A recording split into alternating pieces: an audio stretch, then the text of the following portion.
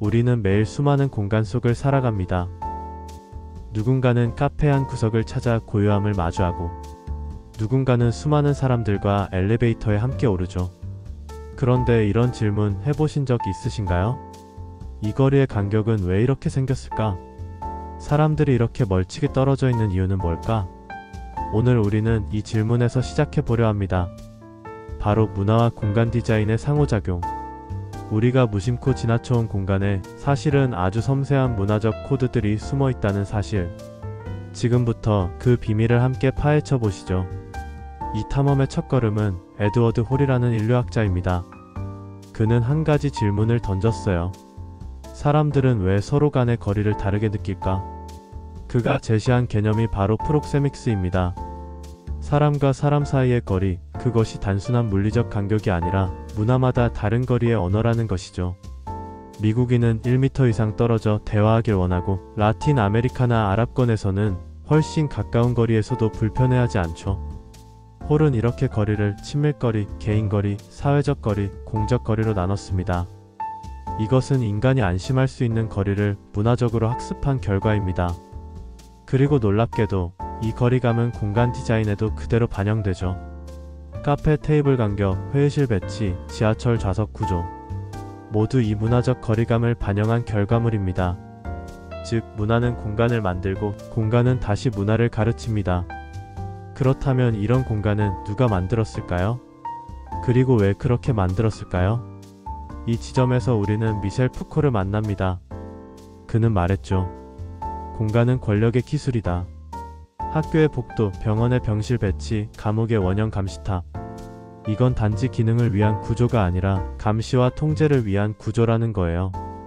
그는 헤테로토피아라는 개념도 제시합니다. 일상의 규범에서 벗어나는 특별한 공간.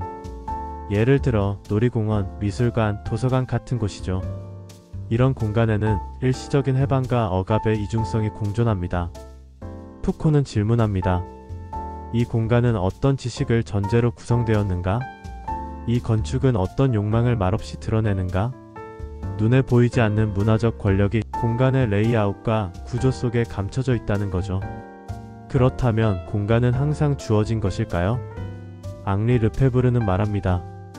공간은 주어지는 것이 아니라 생산되는 것이다.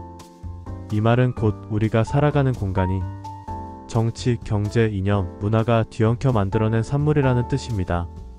예술적 감각, 자본의 논리, 권력의 이해관계가 얽혀 하나의 건물, 하나의 광장을 만든다는 것. 그리고 이 공간을 소비자처럼 사용하는 게 아니라 다시 전유하는 것이 가능하다는 걸 보여준 이가 있습니다. 바로 미셸 드 세르토죠. 그는 걷기, 앉기, 낙서, 심기 같은 일상적인 행위들을 통해 사람들은 공간을 재해석하고 바꾼다고 말했어요. 스트리트 아트, 게릴라 가드닝, 불법 점유. 이 모든 것이 공간을 다시 디자인하는 실천이라는 겁니다. 이제 문화와 공간의 상호작용은 점점 더 감각의 차원으로 확장됩니다. 일본의 건축가 안도 다다오는 빛과 그림자, 물과 콘크리트를 사용해 침묵 속 감정의 깊이를 건축에 담아냅니다. 그는 물성을 줄이고 비물질적 경험을 풍부하게 만들죠. 사적인 침묵과 공적인 울림을 동시에 만들어내는 공간. 그건 문화적 해석의 새로운 장을 열어주는 미학입니다. 반면 렘쿠라스는 도시의 무질서를 그대로 공간 속에 담아냅니다. 뉴욕, 서울, 도쿄. 급진적으로 변화하는 도시 속에서 혼돈이 새로운 문화적 실험이 된다는 그의 철학. 이들은 말합니다. 공간은 단순한 형태가 아니라 사람의 감각과 인식을 재구성하는 예술이다. 그런데 이제 우리는 새로운 형태의 공간을 살아가고 있죠. 바로 디지털 공간입니다.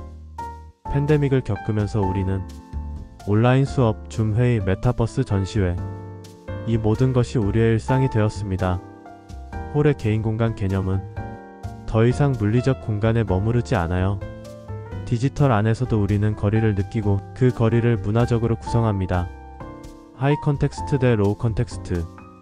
문화의 차이는 디지털 공간의 분위기도 바꾸고 그에 따라 디자인 전략도 달라져야 하며, 디지털 공간은 이제 새로운 형태, 문화적 상호작용의 무대가 되었습니다.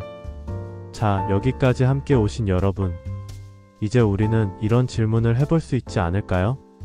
공간은 어디까지 디자인될 수 있는가? 문화적 다양성을 포용하는 공간은 어떤 모습이어야 할까? 공간 디자인은 이제 단지 기능이나 미학의 문제가 아닙니다.